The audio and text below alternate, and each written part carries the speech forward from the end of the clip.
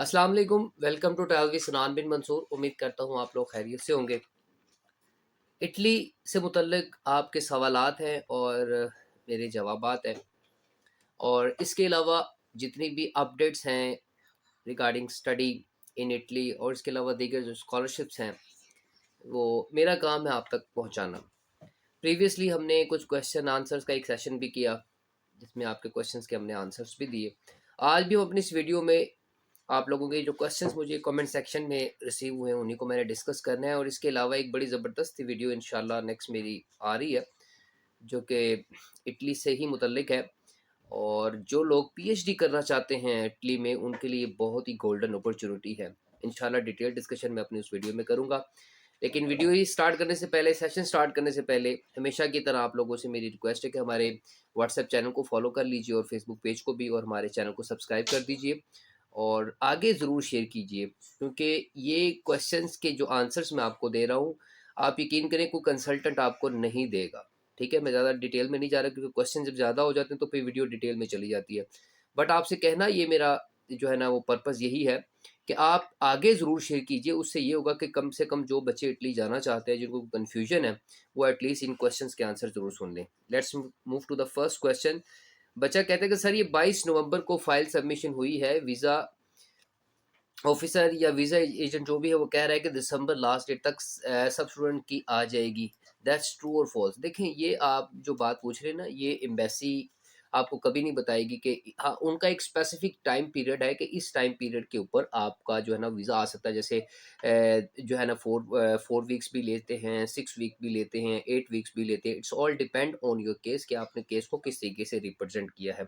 इसमें मैं ये भी नहीं कह सकता कि ट्रू है और ये भी नहीं कह सकता कि इसमें फॉल्स है। ये सारा प्रोसेसिंग टाइम है जो एम्बेसी लेती है आपके केस को देखने के बाद। ठीक है, अच्छा जी। उसके बाद है, आपकी वीडियो बहुत इन्फॉर्मेटिव है, थैंक यू सो मच। मुझे अपॉइंटमेंट तो नहीं मिली, पर मैंने यूनिवर्सिटी में ईमेल की थी, तो उन्होंने कहा था कि अगर आप 26 से अप्रैल तक आ सकते हैं तो क्या मैं दोबारा अपॉइंटमेंट के लिए अप्लाई करूँ? जी बिल्कुल, आपको दोबारा अपॉइंटमेंट के लिए अप्लाई करना पड़ेगा, अपॉइंटमेंट आपको दोबारा लेनी पड़ेगी। आप ले सकते हैं और आप जा सकते हैं, और ये बहुत ही अच्छी बात है।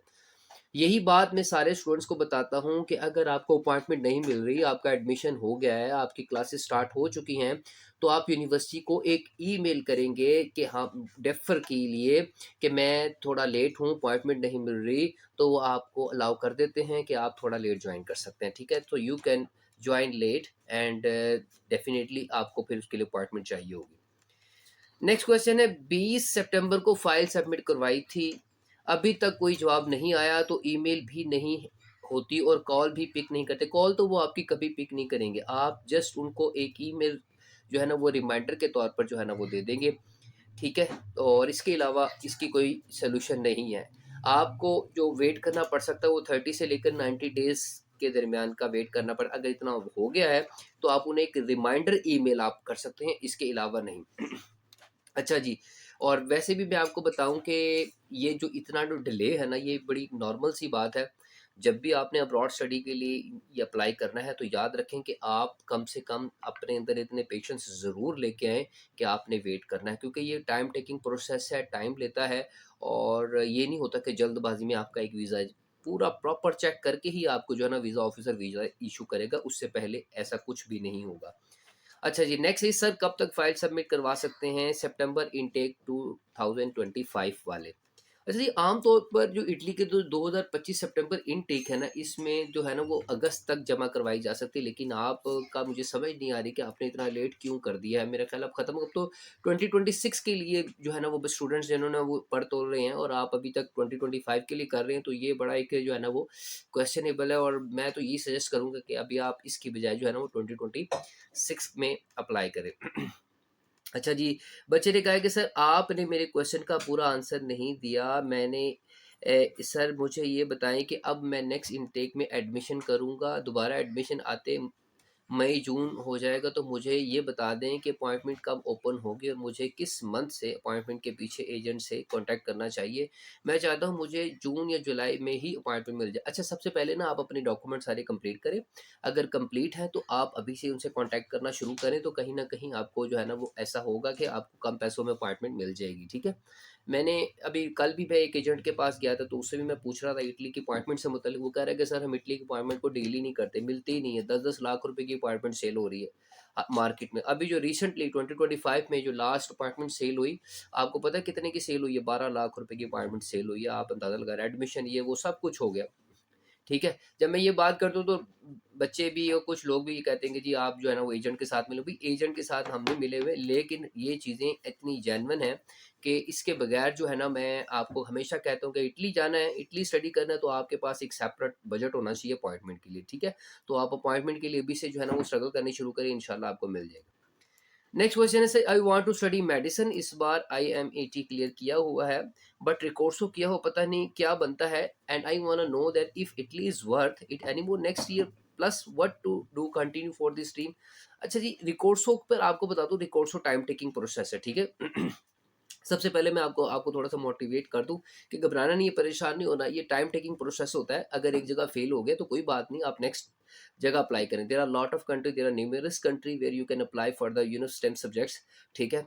जर्मनी ओपन है, हंगरी ओपन है, हंगरी की तो आजकल स्टाइपेंड हंगरी का स्कॉलरशिप आई हुई है, आप उसमें अप्लाई कर सकते हैं। ऑस्ट्रेलिया ओपन है, इसके अलावा आयरलैंड ओपन है, लिथुआनिया और लातविया, ये सारी कंट्रीज ओपन है, आप वहाँ पर अप्लाई कर सकते हैं, नो प्रॉब्लम एट ऑल, ठीक है? But if you want to study in Italy then don't worry about it, ये टाइम टेकिंग प्रोसेस रहता है, ये सारा ठीक हो जाएगा। अगर आप रिकोर्सो की बात करें तो रिकोर्सो में टाइम टेकिंग है ये, और इसमें कम से कम 3 महीने भी लग सकते हैं, 4 महीने भी, और कम से कम टाइम भी लग सकता है अगर आपका केस जेन्युइन है, ठीक है?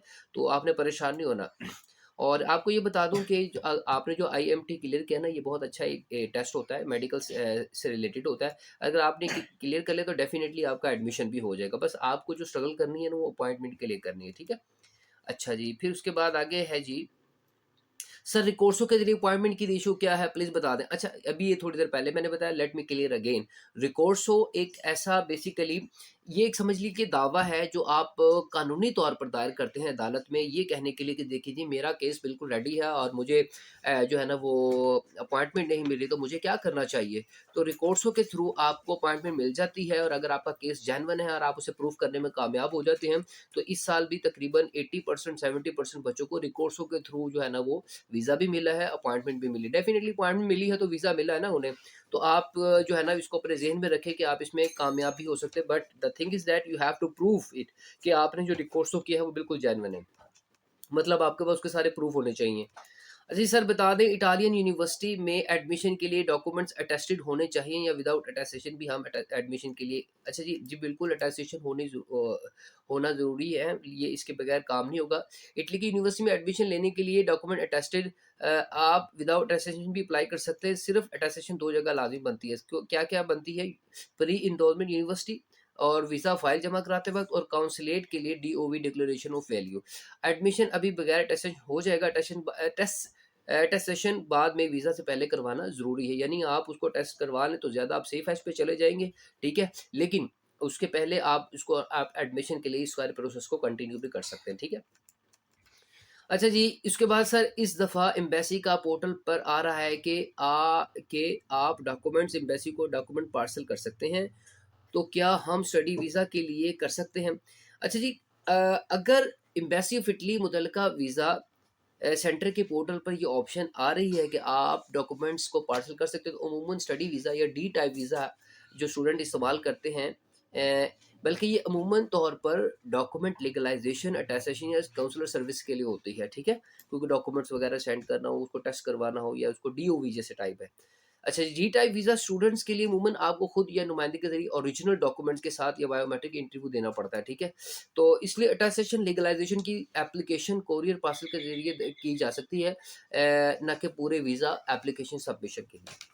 और मैं आपको सजेस्ट करूँगा कि आप पोर्टल पर डॉक्यूमेंट्स पार्सल ऑप्शन आपको देखें, इसको DOV related paper work legalisation समझें।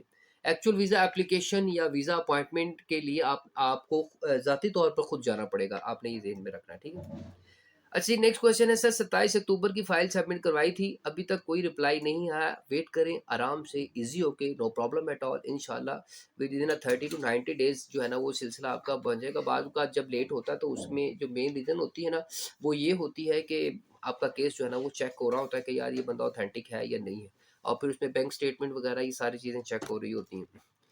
अच्छा जी, नेक्स्ट है जी, मेरा सीजीपीए 6 सेमेस्टर का 3.2 है और रिक्वायर्ड सीजीपीए 3.3 आउट ऑफ 4 है और मेरे 2 सेमेस्टर रहते हैं। क्या मैं होप सर्टिफिकेट की बेस पर एडमिशन ले सकता हूँ? यार इतनी जल्दी क्या है आपको? अब जो जहाँ 2 सेमेस्टर क्लियर कर लिए हैं, वहाँ पर 2 सेमेस्टर और आप पढ़ लें, इंशाल्लाह हो जाएगा। होप सर्टिफिकेट के ऊपर और बेशुमार प्रॉब्लम्स निकल आएँगे। ठीक है, ले सकते हैं आप, एडमिशन हो सकता है, कोई प्रॉब्लम नहीं है।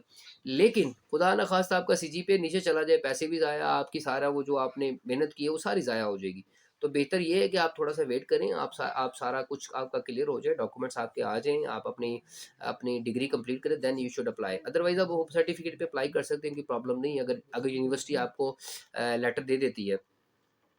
नेक्स्ट है जी, वेबसाइट कौन-सी है और फैमिली रीयूनाइटेड के लिए अपॉइंटमेंट लेनी है, इटली से क्लियर हो गया है, अब बाकी पाकिस्तान एम्बेसी में डॉक्यूमेंट जमा करवाने हैं। अच्छा जी, आप इस काम के लिए ऑफिशियल वेबसाइट जैसे BLS international the Italy visa application centre, मैं डिस्क्रिप्शन में मेंशन कर देता हूँ, आप वहाँ पर जाके ये सारी चीज़ों को देख सकते हैं। फैमिली रीयूनिफिकेशन के लिए आपको जो अपॉइंटमेंट चाहिए, ठीक है। सर मैंने 4 नवंबर को रिकॉर्ड शो किया है, नो रिस्पॉन्स, कैसे पता करें? नवंबर है, अभी दिसंबर है, मैंने बताया था record show time taking process है, 3 महीने भी लेता है, 4 महीने, 5-6 महीने भी लेता है, इसलिए आप वेट करें, कोई प्रॉब्लम नहीं है। अगर आपको ज़्यादा जल्दी है तो आप उनको मेल में ईमेल भी कर सकते हैं, ठीक है? तो इसमें थोड़ा लगता है इसमें, ठीक है? अच्छा जी, एक लास्ट क्वेश्चन है जी हमारे पास, न्यू अकाउंट का इश्यू तो नहीं बनता, काइंडली क्लियर कर दें। मैं अभी फादर का अकाउंट ओपन करवाया है और नेक्स्ट ईयर के लिए स्टेटमेंट रेडी करनी है। सो फर्स्ट अमाउंट कितनी ऐड करूँ अकाउंट में, ओपनिंग बैलेंस? अच्छा जी, आपको ये क्लियर कर दूँ, इटली के इस दफ़ा जो वीज़ा रिजेक्ट हुए हैं ना, उसमें सबसे ज़्यादा जो है ना वो बैंक स्टेटमेंट की वजह से रिजेक्ट हुए, क्योंकि बैंक स्टेटमेंट में इश्यू आ रहा था। अच्छा, अब आप न्यू अकाउंट खुलवा तो रहते, मैं कह दूँगा कोई मसला नहीं है, लेकिन आप क्या आपने उसको 6 मंथ तक यूज़ किया है, मैच्योर है आपकी बैंक स्टेटमेंट, उसमें ट्रांज़ैक्शंस हुई हैं, डिपॉज़िट हुए हैं पैसे। अब आपको ये पैसे भी इस तरीके से डिपॉज़िट करवाने के एकदम ये भी ना लगे कि यार पैसे एकदम से आ गए, अब आपको फिर उसको सोर्स ऑफ इनकम देना पड़ेगा, ठीक है? आपको बताना पड़ेगा पैसे कहाँ से आए, किस तरीके से आए। आप उसको 1 साल यूज़ करें। यूज़ करने के बाद उसके अंदर थोड़े-थोड़े पैसे डालते रहें ताकि ट्रांज़ैक्शंस होती रहे, कहाँ से आए हैं, कोई फंड्स आए हैं, कोई स्टडी के लिए एक्सपेंसेस आए हैं, जो भी आए हैं, वो थोड़े-थोड़े करके आप ऐड करते रहेंगे, तो उसमें ये होगा कि जो है ना वो आपकी एक ट्रांज़ैक्शन बड़ी मैच्योर बन जाए, सॉरी बैंक स्टेटमेंट एक मैच्योर बन जाएगी, जो ये शो करेगी कि येस यू आर यूज़र। अब आप सडनली अकाउंट बनाएँगे, न्यू बनाएँगे, तो वो बहुत सारे क्वेश्चंस उसके ऊपर लग जाते हैं कि यार इसने न्यू बनाई है तो डेफिनिटली कोई ना कोई इसमें इश्यू आ सकता है। तो ये थे आज के क्वेश्चंस, बड़े इंपॉर्टेंट थे। तो होपफुली के इन क्वेश्चंस के थ्रू आपके प्रॉब्लम्स काफ़ी ज़्यादा सॉल्व होंगे। इंशाल्लाह नेक्स्ट वीडियो में मैं आपसे मिलूँगा, बड़ी इंपॉर्टेंट वीडियो है, पीएचडी से मुतल्लिक है। इटली में ही है, इंशाल्लाह यूनिवर्सिटी भी आपको बताएँगे, प्रोसीजर भी आपको बताएँगे। तब तक के लिए आप अपना ख्याल रखिए, इंशाल्लाह नेक्स्ट वीडियो में मिलते हैं। Thank you so much for watching travel with सनान बिन मंसूर।